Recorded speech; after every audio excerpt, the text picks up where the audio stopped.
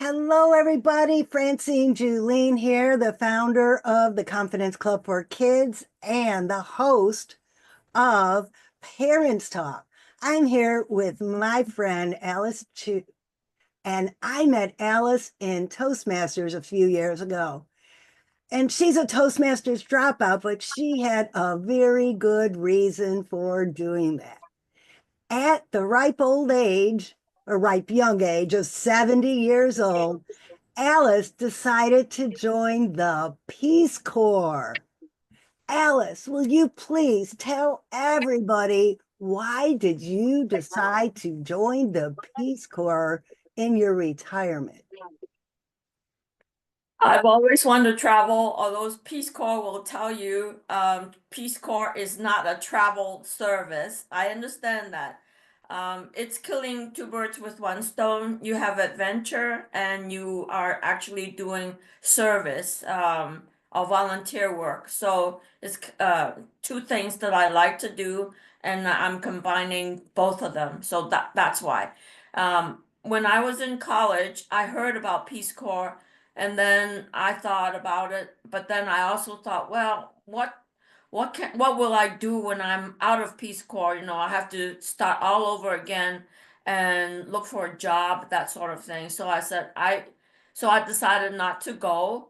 And during my work years, I found people told me Peace Corps doesn't have any age limit, so that was really perfect. So once I retired, I already looked, and once I retired, I started the process of applying. So that's why I'm in Peace Corps. But there's also one other thing is when I applied to Peace Corps, they sent me to Tanzania in East Africa, and I was there. And unfortunately, it was the COVID, and all the Peace Corps volunteers had to be called back home. So I didn't finish my 2 years of service there. I only spent 9 months over in Tanzania. So this time around, I reapplied, and they sent me to North Macedonia. I'm in North Macedonia now. Macedonia, that's somewhere that I've hardly ever heard of. Can you tell us how you support the people of Macedonia and what you do for them? I am in the education sector, and that means for Macedonians, the government want English teachers, and the government also want community development people. I'm not in the community development sector. I'm in the education. So I'm English teacher, but they pair me with a counterpart, local, North Macedonian person. She's a teacher and she teaches English, and I'm also in this particular model in North Macedonia, it's called co-teaching. So both of us are teaching. Sometimes she is leading and sometimes I lead. It's primary school, but in North Macedonia, the primary school is grade 1 to grade 9. So they include middle school. And my counterpart, she teaches grade 1 and then 4 up to 9. So she has a lot of classes. So I just follow her around, and sometimes she plays games just to make the kids more interested in the materials. Everything is, they use internet programs. The secondary role, they call it secondary projects. So when you have time, you can do other projects. So one of the projects I did was to get some funding for a digital program.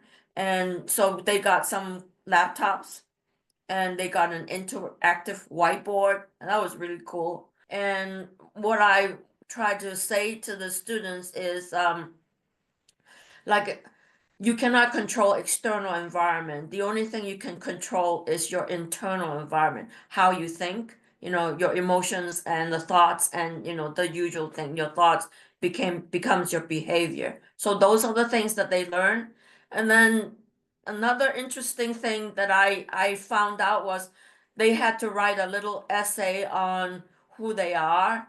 And one of the girls, maybe 14-year-old girl, and grade 9, and she said, I like friends, I enjoy friends, but I don't have a lot of friends, and I think I'm antisocial. So I picked up on that word, antisocial. And then I told her, it's not you that you think you're antisocial. It's you probably are an introvert. You need a lot of recharging time. And so then I whipped up, this thing about the uh, characteristics of extrovert, introvert, and ambiverts. And I think they learn a lot from that too. It's Okay, wait a minute. This is mind blowing because you have just picked up on something that some parents might need to understand, that their child isn't broken if they're an introvert. Can yeah. you describe some of these aspects of introversion and personality so parents could start recognizing in their own kids that they just need to be nurtured differently? Yeah, let's say in a social situation, the child or the person, let's say the person, is not really interacting much with strangers at that social situation, like a relative you never met before, and the child, the person just sits there and maybe just talk to the sister, that the child knows a lot. So it might be telltale signs. I don't know. I know that I am one of those people. The other one is like the common term is social butterfly. The person likes to know everybody in the room, so those are telltale signs, but this is just not the only characteristics.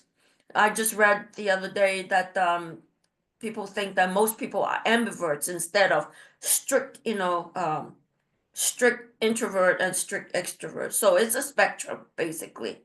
Um, so if parents want to know more about it, all they need to do is just type introvert characteristics. A lot of things would come up on the internet, and then nowadays with the AI, they will tell you everything is just right there once you type things up. So yeah, But I love that you recognize this in this girl and you helped lead her on the path of self-reflection and self-awareness. So yeah. you told me that you have a pet project regarding teaching life skills and that you're trying to design a curriculum for that. What made you want to do that? And what's another tip you could give parents that you're trying to teach these children about life skills? In the work environment, they send you to training, or I did training on my own, whatever it is. Everything that I've learned, everything is very useful. And I wish that I had known this before, when I start working, all these things that everything. And so and I think that the children should know these things so that they can adjust to the external environment much better. What I'm hearing is if I knew then what I know now, this is what I would want it to have learned in school. Can Yep. you, you've already talked about the teaching that one girl that she's not a wallflower, she's just an introvert. Can you tell us one other life skill that is important for children to learn that you want to teach these kids? Yeah, the other one is values.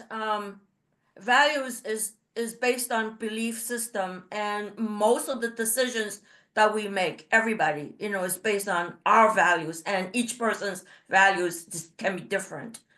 So that's really important for people to recognize this. This is based on your values. So what are your values? You have to think about it. And that again, I'm using the internet example. If you punch in values, assessment, there will be lots and lots of internet assessments, and I have the kids do one of those. And so I think it's valuable for them. So how would you do this for the younger kids? It's like in my program, I offered worksheets, and the first one is design your own superhero to get kids thinking creatively and what type of superhero they would want to be. So for the younger crowd, how would you assess their values since they really can't do this type of a exercise? I think for the younger kids, probably not. This is for middle school kids. For middle So school kids, gotcha. yeah, 7 to 9 and up. For the younger kids, yeah, I think the what would you like to do? How not how would you go about? What do you and why? And they will tell you, and just take the lead from them, and you can kind of lead them down the road of how just ask them. They will, they're very good. They will tell you, oh, how do you make a decision? What makes you decide to do this? And they will tell you exactly. And then you just go on from there. And they will, you pick up the cues from them. That's what I'm saying. In other words, put down the screens and talk to your kids.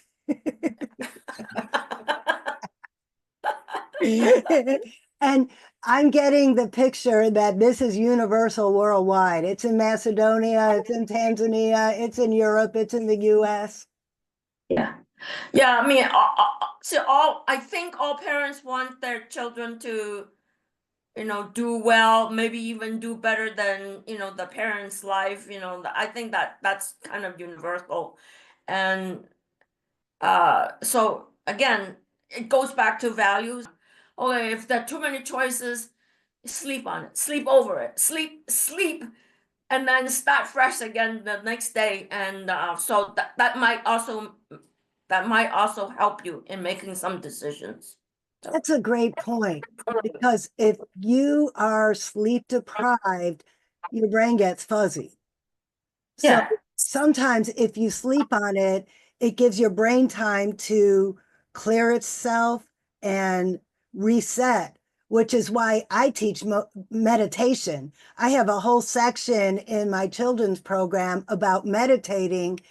And my first children's book is about meditation for children because they need to clear the space just like we do as adults. So I love that you said sleep on it because you could also meditate on it. Yes, yes. And I have this interesting experience of teaching these grade 8, 9 kids, only a few kids. And I take them, give them some music, I tell them to close their eyes and do some meditation. And then one boy said, I have nothing. I get nothing. So, yeah, so fine, whatever. But the rest of the kids are fine, but this particular boy, says, no, I can't do it. No, no, nothing, nothing, nothing. And maybe he's resisting. I have no idea, but I just let it go. So Right. there are situations like that. Well, meditation is just like a sport. You have to practice. I Yeah. know when I first started, it was difficult and I didn't know if I was doing it right. But the more Yeah. I did it and the more I worked my meditation muscle, the easier it got and the better life got.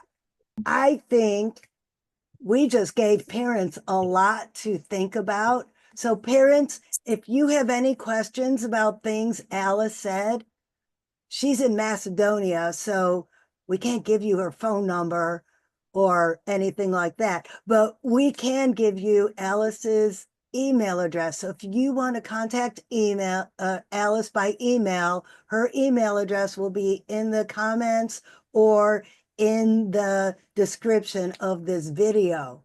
And I just want to thank Alice for coming today and giving us so many cool things to think about and that picture slideshow you saw at the beginning of Macedonia and all the cool places she's been. And we're going to invite Alice back when she finishes developing this curriculum, and we're going to talk about life skills for children. But until then, this is Francine Julene, otherwise known as Princess Francie. Until next time, bye.